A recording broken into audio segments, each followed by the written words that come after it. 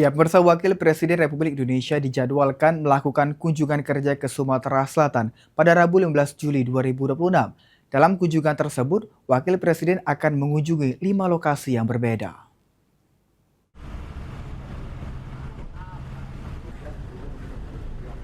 Pemerintah Provinsi Sumatera Selatan tengah mempersiapkan rencana kunjungan kerja Wakil Presiden Republik Indonesia ke Sumsel yang dijadwalkan berlangsung pada Rabu 15 Juli 2026. Gubernur Sumatera Selatan Herman Deru mengatakan hingga saat ini terdapat 5 titik yang masuk dalam rencana kunjungan. Sementara rincian lokasi, jadwal, serta agenda di masing-masing titik masih dimatangkan melalui rapat koordinasi bersama pihak terkait.